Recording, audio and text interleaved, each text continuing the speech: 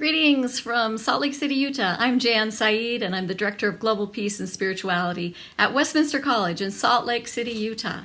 I'm so happy to be here and be a part of the conference on education for social cohesion.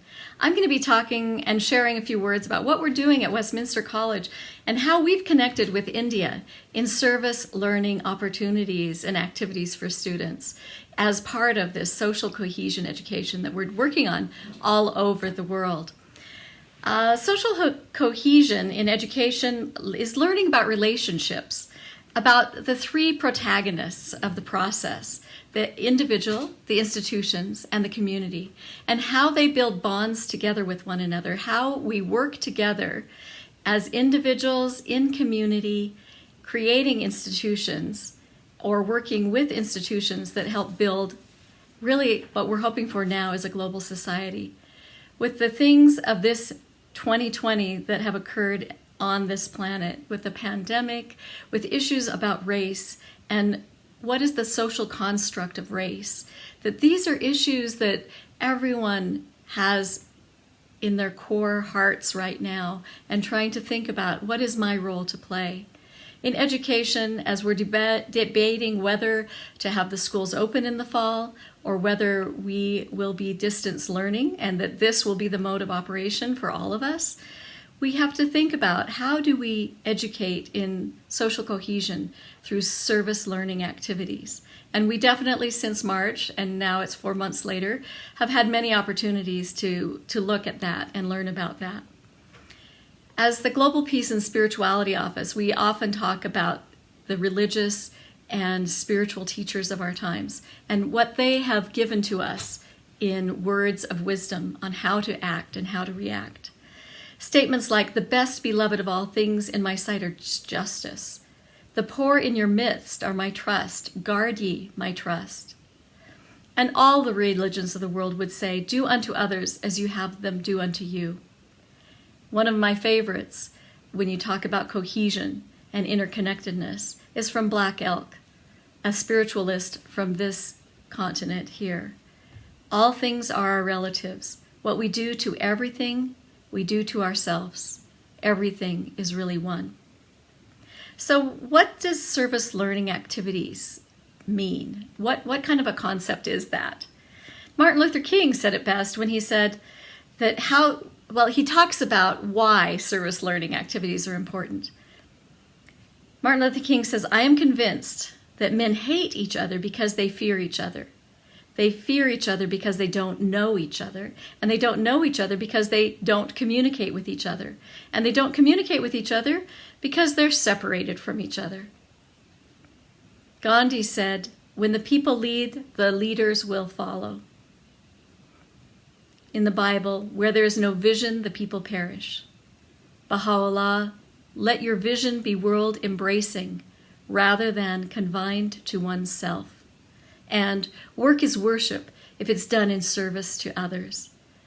So service learning activities are those things that help us to not fear the other when they're done in conjunction with people from very diverse backgrounds than our own, or that they're done in service to others that are from very different backgrounds than our own, with the caveat that we need to make sure that we are doing service in a way that the people that we are serving want it to be done, rather than going and rescuing, quote unquote, a population or a community.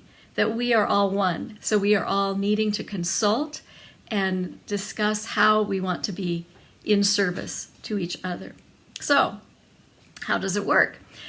At Westminster College, we've had a blessing, and one of the connections and reasons why I'm even on this international call is to do international service learning and connecting with other universities and other institutions around the world. And certainly in Panjgani, the Baha'i Academy has since 2000 been doing education in universal human values, education programs that help to teach students how to engage into their community, to be of service to the rest of the world, and make concrete plans by consulting with the community to find out what their needs are.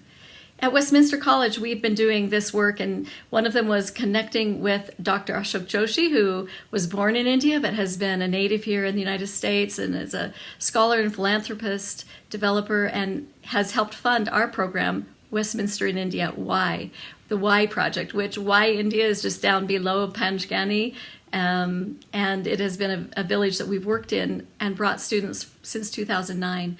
These students have all said that their lives have been changed when collaborating, consulting in a coherent way in social service action of education, especially for young girls, and getting books into the hands of children. But this project has evolved into service in so many different ways.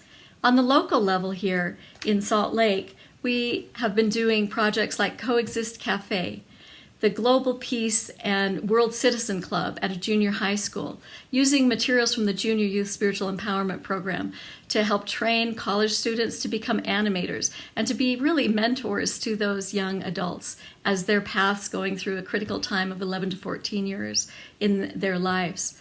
We collaborate with many different groups, such as the Interfaith Roundtable, with other groups of faith, most currently with the issue of racism and trying to build race unity in our communities. How do we do that? With the Race Amity Center out of Boston, we're using materials that they have to help educate others. And with Kingdom Huddle, which is a Black Christian church here in Salt Lake City, we're doing some online heart talks, conversations with students and community members about how do we build race amity in our community? How do we confront the injustices and the inequalities to help create compassionate, global-minded peacemakers who are changing the world, which is the mission of the GPS office. And by the way, the GPS, yes, is a play on words such as global peace and spirituality, GPS, finding our way in the world. And most recently, our tagline really had profound, that finding our way in the world, we added to it together. That we're finding our way in the world together, that we can't do this alone. We have to find our way in the world together. So the GPS Center, with our mission being to support the spiritual growth of the Westminster community, certainly on our campus, by empowering individuals and engaging in projects that promote peace, prosperity, and positive change in the world.